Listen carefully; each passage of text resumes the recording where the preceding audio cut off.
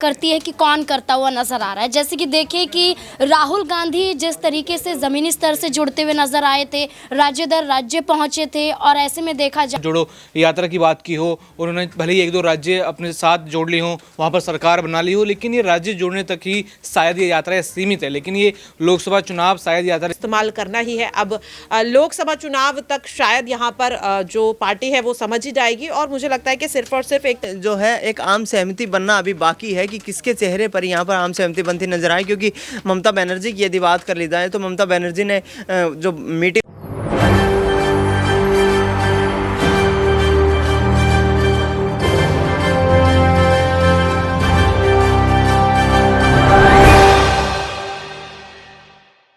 14 राज्य हैं। 14 राज्यों में 355 लोकसभा सीटें हैं, जिनमें से 240 सीटों पर भारतीय जनता पार्टी के सांसद हैं, जबकि कांग्रेस के केवल 15 सीटों पर सांसद हैं। वहीं इन 14 राज्यों में सरकारों की बात करें तो 8 राज्यों में बीजेपी की पूर्ण बहुमत की सरकार है, जबकि 2 राज्यों में बीजेपी की गठबंधन वाली सरकार है, 3 राज्यों में अन्य दलों की सरकार है और कांग्रेस की केवल 1 राज्य में सरकार है, वो भी गठबंधन वाली। जी हां, उन 14 राज्यों की बात हो रही है जिन 14 राज्यों से होकर के कांग्रेस की भारत न्याय यात्रा गुजरने वाली है। नमस्कार, मैं हूं अक्षय अग्रवाल और स्वागत है आप सभी का SPN 9 न्यूज की खास पेशकश में 2024 का चौकीदार कौन। 2024 के लोकसभा चुनाव नजदीक आ रहे हैं, जिसको लेकर के बुधवार को कांग्रेस ने बड़ा ऐलान किया। जिस तरह से 7 सितंबर 2022 को कांग्रेस ने भारत जोड़ो यात्रा कन्याकुमारी से कश्मीर तक शुरू की थी और कहीं ना कहीं कांग्रेस को वो यात्रा अपनी सफल नजर आई थी। उसके बाद से लगातार चर्चाएं थी कि कांग्रेस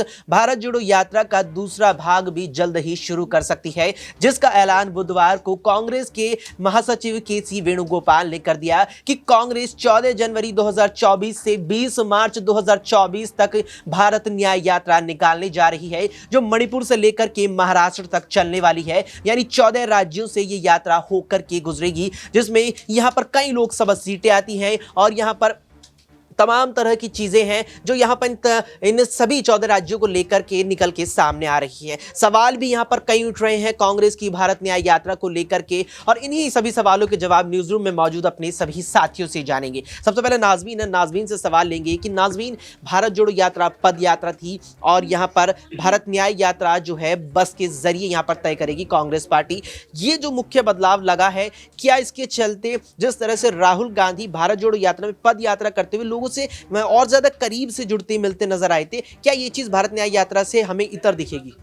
देखिए, यहाँ पर पद यात्रा हो या फिर बस से यात्रा हो, यात्रा यहाँ पर मैटर करती है कि कौन करता हुआ नजर आ रहा है। जैसे कि देखिए कि राहुल गांधी जिस तरीके से ज़मीनी स्तर से जुड़ते हुए नजर आए थे, राज्य दर राज्य पहुंचे थे और ऐसे में देखा जाए तो राहुल गांधी की बदौलत ही लोग उनके साथ जुड़ते हुए नजर आए थे। कई बॉलीवुड सितारे उनके साथ जुड़े, कई आम लोग उनके साथ जुड़े, कई लोगों ने अपने दर्द बयां किए, तो यहाँ पर लोगों की सुनी जा रही थी। तो हर राज्यों में लोगों से मुलाकात राहुल गांधी ने की और राहुल गांधी एक ऐसा चेहरा है जो इस यात्रा को फिर से निकालते हुए नजर आ रहे हैं। तो कहीं ना कहीं फर्क पड़ता है राहुल गांधी से, और राहुल गांधी इस बार जो यात्रा निकाल रहे हैं वो मणिपुर से यहाँ पर शुरू की जाएगी। और मणिपुर का जिक्र करें तो यहाँ पर कई ऐसे मुद्दे देखे गए थे, कई ऐसी यहाँ पर हिंसाएं देखी गई थी, जिसके बाद भारतीय जनता पार्टी पर कई सवाल दागे गए थे और ये कहा गया था कि देश के प्रधानमंत्री के पास समय नहीं है कि वो मणिपुर जाकर यहाँ पर हालातों का जायजा लेते हुए नजर आए। तो इसी बात को उठाते हुए राहुल गांधी अब इस यात्रा के दौरान कहीं ना कहीं मणिपुर पहुंचकर इस मुद्दे को फिर से उठाएंगे और कोशिश करेंगे कि इन तमाम मुद्दों के जरिए वो लोकसभा का चुनाव जीत पाए। बिल्कुल, यहाँ पर राहुल गांधी से फर्क पड़ता है और यहाँ पर यह चीज भी देखने को मिल रही है कि क्या कांग्रेस राहुल गांधी को एक बार फिर से आगे करने के लिए ये कदम अपना लेकर के यहाँ आई है। दौलत है यहाँ पर, दौलत से सवाल लेंगे कि दौलत, जिस तरह से भारत न्याय यात्रा यहाँ पर शुरू हुई है, शुरू होने वाली 14 जनवरी से ऐलान इसका कांग्रेस पार्टी ने कर दिया, इसको लेकर ये माना जा रहा है कि कांग्रेस भारत न्याय यात्रा के जरिए एक बार फिर से राहुल गांधी के नाम को, उनके चेहरे को और ज्यादा चमकाना और ज्यादा लोगों के सामने लाना चाहती है। क्या इसमें कांग्रेस सफल होती नजर आएगी? देखिए, पिछली बार भी यही शायद एम था भारत जोड़ो यात्रा, और मैं बार बार यहाँ पर कह रहा हूँ कि ये जो यात्राएं हैं कहीं ना कहीं यहाँ पर जो है सिर्फ चुनाव जीतने के लिए की जा रही है। यहाँ पर आपने न्याय की बात करी हो, चाहे भारत जोड़ो यात्रा की बात की हो, उन्होंने भले ही एक दो राज्य अपने साथ जोड़ ली हों, वहाँ पर सरकार बना ली हो, लेकिन ये राज्य जोड़ने तक ही शायद ये यात्रा सीमित है। लेकिन ये लोकसभा चुनाव शायद यात्रा जिता सकें, इसका मेरे को मुश्किल लगता है। लेकिन कहीं ना कहीं राहुल गांधी की छवि कोई सुधार सकती है। उन्होंने भारत जोड़ो यात्रा के बाद भी कई सारी चीज़ें ऐसे करी जो कहीं ना कहीं भारत जोड़ो यात्रा के अंदर ही थी, उसके अंतर्गत थी। कभी वो मैकेनिक बन जाते हैं, कभी कारपेंटर वो बन जाते हैं, यानी कई रूप वो अपनाते हुए यहाँ पर नजर आते हैं। और उस बीच सीधा सीधा उनका मतलब होता है कि राजनीति उनको साधनी है। लेकिन भारत जोड़ो यात्रा में ने क्या करा, बस कर्नाटक आपको दे दिया, हिमाचल आपको दे दिया, लेकिन आप 3 हिंदी भाषी राज्य हार जाते हैं। अब 2024 में फिर आप बाउंस बैक करने की कोशिश कर रहे हैं। यहाँ पर राहुल गांधी को बड़ा चेहरा उठा रहे हैं। और एक बड़ा रीज़न ये भी समझ आता है कि इंडिया अलायंस अगर बनी है तो कॉम्पिटिशन में नीतीश कुमार हैं, अखिलेश यादव भी कहीं ना कहीं अपने आप को वो PM चेहरा मानते हैं। यानी हर पार्टी का हर व्यक्ति अपने आप को PM चेहरा मानेगा, तो सारे यहाँ पर जो है PM बन के बैठ जाएंगे। यानी सबकी यही सोच है कि हम बस PM बन के बैठना चाहते हैं। तो ये भी कंपटीशन आपस में ही इंडिया अलायंस का बड़ा हुआ है। इसलिए राहुल गांधी की छवि को और उभारने के लिए इस यात्रा का बहाना लिया जा रहा है कि और कोई बड़ा शख्स यहाँ पर उस PM पद के लिए खड़ा ना हो और राहुल गांधी की छवि यहाँ पर पहले से ही बन जाए जनता के बीच। बिल्कुल, यहाँ पर ये चीज निकल के सामने आ रही है कि भारत न्याय यात्रा के जरिए कांग्रेस राहुल गांधी की छवि को और ज्यादा मजबूत करना चाहती है। प्रज्ञा से जानेंगे कि प्रज्ञा, भारत न्याय यात्रा नाम रखा है, मणिपुर से शुरू कर रहे हैं, क्या कांग्रेस ये संदेश देना चाहती है कि देश की जनता के साथ अन्याय पिछले 9.5 सालों में हुआ है, और क्या इस नाम से ये संदेश कांग्रेस देना चाहती है कि न्याय अब कांग्रेस करेगी?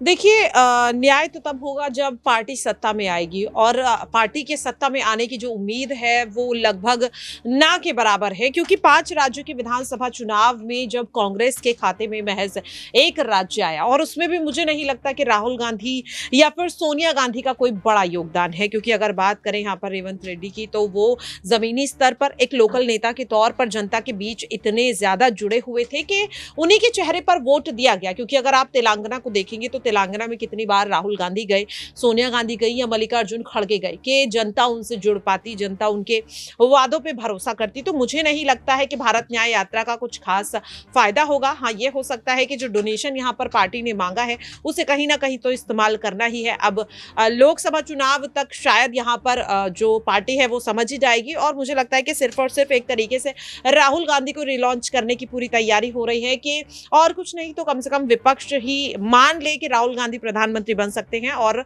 उनके नाम को आगे कर दे। लेकिन मुझे लगता नहीं है कि ऐसा हो पाएगा, क्योंकि इंडिया गठबंधन में राहुल गांधी से भी ज्यादा यहाँ पर तजुर्बा रखने वाले कई नेता हैं। नीतीश कुमार हैं, ममता बनर्जी हैं, शरद पवार हैं, जिनके नाम लगातार सामने आ रहे हैं, और मुझे लगता है कि ये सभी नेता राहुल गांधी से काफी ज्यादा बेहतर हैं प्रधानमंत्री के तौर पर। प्रधानमंत्री के तौर पर एक आखिरी और छोटा सा सवाल दिनेश से लेंगे। दिनेश, लगातार मध्य प्रदेश, छत्तीसगढ़ और राजस्थान की हार का जिक्र कांग्रेस को लेकर करा जा रहा है, और जो भारत न्याय यात्रा है वो तीनों राज्यों से होकर गुजरेगी। 65 सीटें लोकसभा की इन तीनों राज्यों में आती है जिन्हें कांग्रेस हार चुकी है विधानसभा में। क्या ये मान लिया जाए कि कांग्रेस पूरी तरह से यहाँ परिपक्व 24 के लिए नहीं है?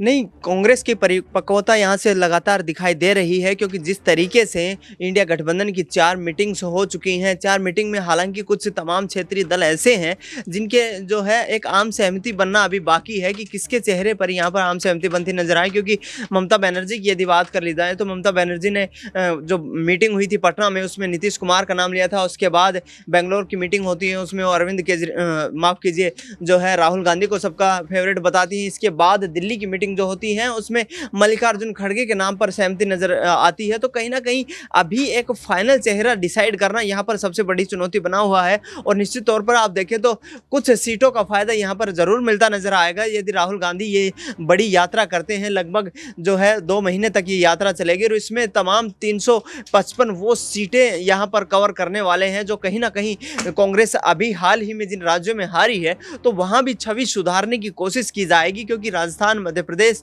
और ये ऐसे इलाके हैं छत्तीसगढ़ के जहां पर अभी हाल ही में कांग्रेस पार्टी को विधानसभा चुनाव में हार का सामना करना पड़ा है, और इसी बिंदु को ध्यान में रखते हुए यहां से राहुल गांधी जो है आगे आने वाली रणनीति को तैयार करने की कोशिश कर रहे हैं। बिल्कुल, यहाँ पर राहुल गांधी कोशिश कर रही हैं, और कहीं ना कहीं कांग्रेस को इससे फायदा मिल सकता है, क्योंकि 14 राज्यों में 355 लोकसभा सीटें आती हैं, जिन पर 2019 में तो कांग्रेस केवल 15 ही सीटें जीत पाई थी। लेकिन क्या ये 15 सीटें यहाँ पर 45, 50, 100 और 150 तक पहुंच पाएगी? ये पूरी तरह से निर्भर करता है कि कांग्रेस भारत न्याय यात्रा के जरिए किस हद तक लोगों से, जनता से और भी ज्यादा करीब से और भी ज्यादा गहराई से जुड़ पाती है। आपकी क्या कुछ राय है कांग्रेस की भारत न्याय यात्रा के ऊपर? क्या ये कारगर कारगर साबित 2024 के लोकसभा चुनावों के लिए कांग्रेस के लिए हो पाएगी? इस पर अपनी राय कमेंट बॉक्स में हमें कमेंट करके जरूर बताइएगा। फिलहाल के लिए इस खास पेशकश में इतना ही। देश और दुनिया की तमाम खबरों के लिए आप देखते रहें SPN9 न्यूज।